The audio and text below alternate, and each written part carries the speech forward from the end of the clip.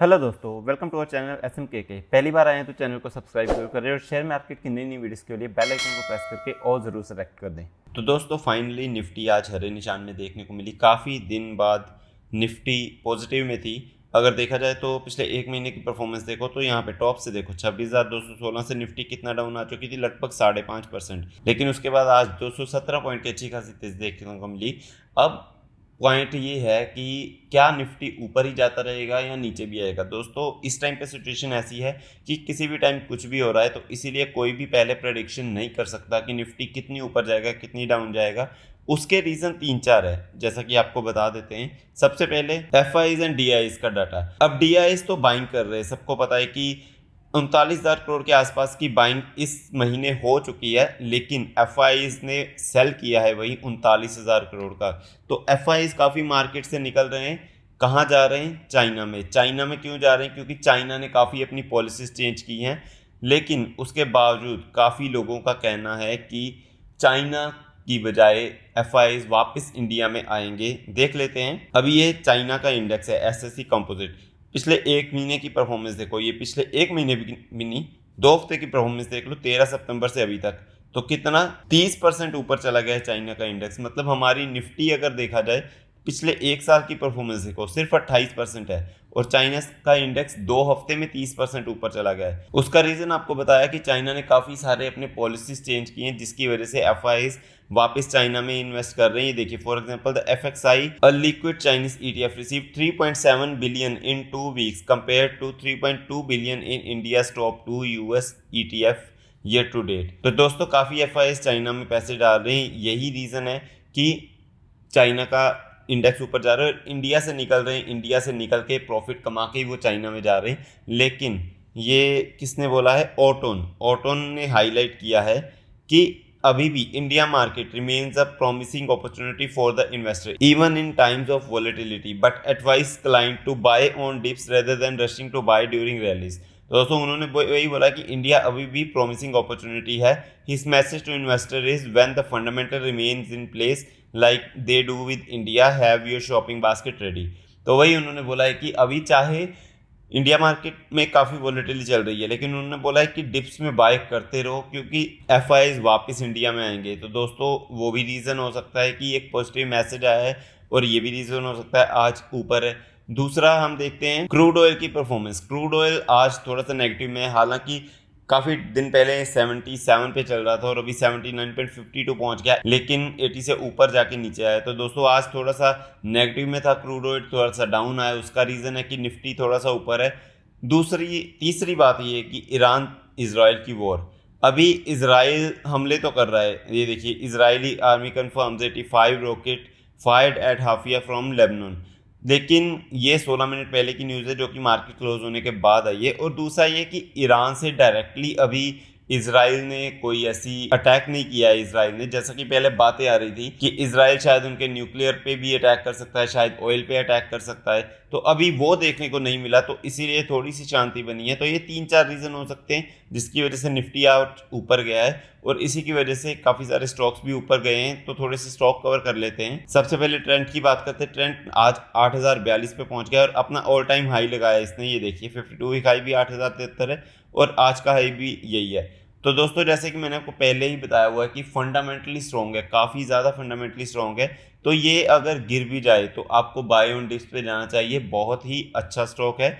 Recommendation कोई नहीं है, लेकिन फंडामेंटल स्ट्रॉन्ग है, इसीलिए हम देख सकते हैं कि ये कितने ऊपर चला गया है। 5 साल की परफॉर्मेंस देखोगे तो 1484% की रिटर्न है। एक टाइम पे 450 के आसपास था, लेकिन उसके बाद से बहुत ही अच्छी खासी रिटर्न दी है। तो अगर स्टॉक फंडामेंटली स्ट्रॉन्ग है तो ऐसी वॉर सिचुएशन भी आ जाए तो वो डाउन जाके फिर कमबैक भी अच्छा खासा कर लेते हैं। नेक्स्ट हम बात करते हैं डिक्सन की। डिक्सन ने भी आज अगर देखा जाए तो अपना ऑल टाइम हाई लगाया 14,594 का, और डिक्सन भी वैसे ही है। आप सबको इसकी कहानी तो पता ही है। किस टाइम पे ये भी 2000 के आसपास था, फिर ये 22,000 तक पहुंच गया। उसके बाद इसने स्प्लिट दिया और फिर ये पहुंच गया 4,000 के आसपास। और बाद में डाउन भी गया, स्प्लिट के बाद तो ये डाउन भी गया था, 2700 के आसपास गया था, लेकिन उसके बाद फिर आप देखो 14,560 पे पहुंचेगा और जल्दी ही ये 22,000 तक फिर से पहुंच सकता है, नो डाउट, क्योंकि इसका बिजनेस बहुत अच्छा है। हालांकि थोड़ी मिड कैप साइज की कंपनी है, 87,000 करोड़ का मार्केट कैप है, लेकिन धीरे धीरे अगर ऐसे ही परफॉर्म करता रहा तो ये जल्दी ही लार्ज कैप कंपनी बन जाएगी। फिर इतना ज़्यादा प्रॉफिट इसमें नहीं कमा पाओगे, मतलब इतनी ज़्यादा रैली नहीं हो पाएगी जितनी कि मिड कैप साइज में हो जाती है। लेकिन डिक्सन का भी फंडामेंटली स्ट्रॉन्ग कंपनी है, तो इसको भी आप कंसिडर कर सकते हो। नेक्स्ट है आरबीएनएल। आज के दिन अच्छी खासी तेजी देखने को मिली, 8.35% की, लेकिन काफ़ी लोग इसमें फंस गए। और वो कौन लोग हैं मैं आपको दिखाता हूँ जिन्होंने यहाँ पे बाय किया। ये गया था 630 तक, ये देखिए 52 वीक हाई कितने, 647।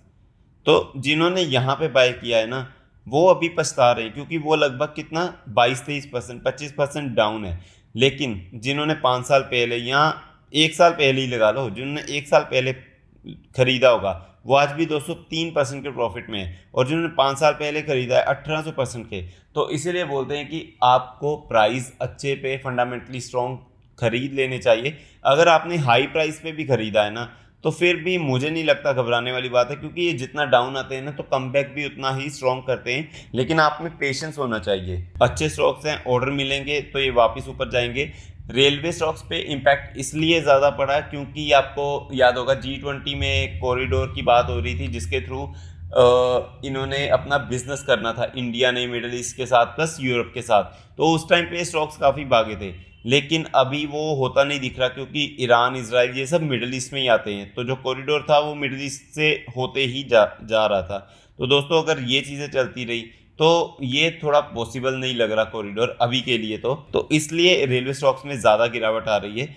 वैसे ही अगर देखा जाए आईआरएफसी भी आज तेज था, लेकिन जिन्होंने यहाँ पे खरीदा है 229, 30, 220 पे, वो तो लगभग 30% लॉस में बैठे हुए हैं। तो उनके लिए घबराने वाली बात है। हाँ, जिन्होंने 1 साल पहले खरीदा था उनकी प्रॉफिट बहुत कम हो गया है, मतलब कि अगर टॉप पे देखा जाए तो जिनका प्रॉफिट एक टाइम पे 205% था उनको 113% प्रॉफिट रह गया है। 5 साल में फिर भी 513% है। सेम इरेडा की बात की जाए तो इरेडा भी आज के दिन तेजी देखने को मिली। अगर आज दिन देखा जाए तो 6.62% की तेजी, लेकिन टॉप से कितना डाउन है, ये भी लगभग 20-22% डाउन है। तो दोस्तों ये सारे स्टॉक्स वही हैं जो एक टाइम पे बहुत भागे थे, टॉप पे जिन्होंने खरीदे उनके लिए डाउन आ चुके हैं। स्टॉक्स फंडामेंटली स्ट्रॉन्ग है, अगर पेशेंस रखोगे तो हो सकता है कल को स्टॉक फिर ऊपर जा सकते हैं। इतना ज़रूर मैं कहना चाहूँगा कि ये स्टॉक्स को लॉस में नहीं बेचना चाहिए। नेक्स्ट हम बात करते हैं बजाज हाउसिंग फाइनेंस। कल पहली बार बजाज हाउसिंग फाइनेंस अपने लिस्टिंग पॉइंट से नीचे गया था, और 52 वीक लो इसको देख लो कि 130 था, जो कि कल परसों ही लगा था। उसके बाद आज फिर ये ऊपर आ गया, अच्छा खासा 10% का अपर सर्किट लगा। लेकिन बजाज का नाम जुड़ा हुआ है प्लस हाउसिंग फाइनेंस में है, और जब ये आया था कैसा इसने धमाका किया था। तो ये सारी चीज़ें कंसिडर करके आप चाहो तो इसको कंसिडर कर सकते हो। नेक्स्ट हम बात करते हैं रिलायंस की। नंबर 1 कंपनी है इंडियन मार्केट की। आज के दिन इसमें भी तेज़ी देखने को मिली, लेकिन एक महीने में अगर देखा जाए तो थोड़ा सा डाउन ही, और टॉप लेवल से तो काफ़ी ज़्यादा डाउन है, 10-15% डाउन आ चुकी है। टॉप लेवल कितना है 3217, और अभी कितना है 2700, तो लगभग 15% के अराउंड डाउन है। इसको लेकर एक न्यूज़ है कि 1:1 बोनस कंसिडर किया था कंपनी ने, लेकिन उसकी रिकॉर्ड डेट नहीं आई थी। उसका रीज़न ये था कि काफ़ी लोगों ने पार्शियली पेड स्टॉक खरीदे होते हैं। तो रिलायंस ने, मतलब कि मुकेश अंबानी ने बोला था कि 30 सितंबर तक उनको फुली पेड कर दो, तो ही आप बोनस के लिए कंसिडर किए जाओगे। इसलिए उन्होंने अभी तक कोई ऐसे न्यूज़ नहीं दी थी कि रिकॉर्ड डेट नहीं दी थी, लेकिन फिर उस डेट को बढ़ा के 7 अक्टूबर कर दिया गया। अब कल के दिन 7 अक्टूबर भी ख़त्म हो गई है, तो जल्द ही इसकी रिकॉर्ड डेट आ सकती है, क्योंकि नवंबर से पहले पहले इनको बोनस देना पड़ेगा। तो दोस्तों जल्दी इसकी रिकॉर्ड डेट भी आते हुए देखने को मिलेगी, और ये 3rd बोनस होगा जो रिलायंस दे रही है। तो दोस्तों रिलायंस अगेन पहले नंबर की कंपनी है, स्लो चलती है। अगर 5 साल की परफॉर्मेंस देखो तो 108% की रिटर्न है, ज़्यादा नहीं देखने को मिलेगी। जस्ट यही एम होता है कि पैसे आपके डबल हो जाएंगे। नेक्स्ट बात कर लेते हैं महिंद्रा एंड महिंद्रा की। आज के दिन 3.56% की तेज़ी, और काफ़ी ऊपर चल रहा है। ये देखिए 52 वीक हाई के आसपास है, 3222 का 52 वीक हाई है, और आज का ही 3176 है। तो इसका रीज़न क्या है? महिंद्रा एक तो अच्छी कंपनी है, बुरी कंपनी तो है नहीं। गाड़ियाँ आप सबको पता ही है, महिंद्रा के ट्रैक्टर भी आते हैं, तो काफ़ी फैला हुआ बिजनेस है। और इसने टाटा को पीछे छोड़ के तीसरे नंबर की कंपनी बन गई है, इंडिया में सबसे ज़्यादा बिजनेस करने वाली। टाटा चौथे नंबर पे पहुंच गई है, और वही रीज़न है कि टाटा मोटर्स नीचे है। आज के दिन जब मार्केट तेज भी फिर भी नीचे है, क्योंकि एक टाइम पे बहुत ऊपर था। ऑल टाइम हाई कितना है 1180, लेकिन उसके बाद पिछले महीने भी इनकी जो पिछले से पिछले महीने मतलब कि अगस्त के महीने भी जो इनके कार की सेल्स थी वो थोड़ी कम हुई थी। तब इन्होंने डिस्काउंट भी काफ़ी निकाले थे, 2-3 लाख रुपए के डिस्काउंट निकाले थे।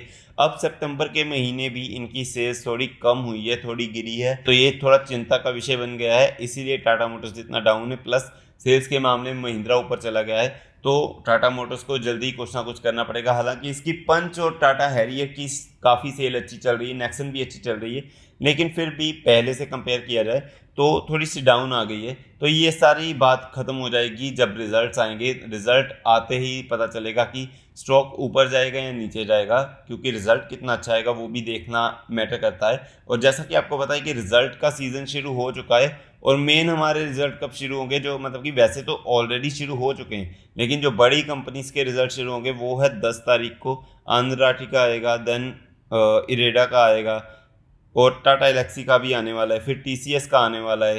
तो यहाँ से एक तरह से शुरू हो जाता है रिजल्ट का सिलसिला। तो 10 तारीख की जल्दी वेट रहेगी, आज 8 तारीख है, 2 दिन बाद से अच्छे अच्छे रिजल्ट आने शुरू हो जाएंगे।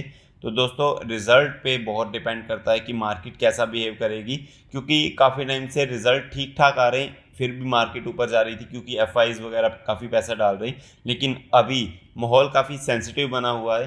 तो अगर रिजल्ट्स भी अच्छे नहीं आते मार्केट के, अगर अच्छी अच्छी कंपनीज के रिजल्ट अच्छे नहीं आते, एक्सपेक्टेशन मीट नहीं करते, तो फिर मार्केट नीचे जाने के काफ़ी चांसेस हो सकते हैं। तो दोस्तों हमें वेट रहेगी कि रिजल्ट कैसे आएंगे। तो दोस्तों मैं उम्मीद करता हूँ आपको ये वीडियो बहुत पसंद आई होगी। ऐसे ही स्टॉक मार्केट की नई नई वीडियोस के लिए चैनल को सब्सक्राइब जरूर करें और बेल आइकन को प्रेस करके ऑल ज़रूर सेलेक्ट करें। थैंक यू दोस्तों।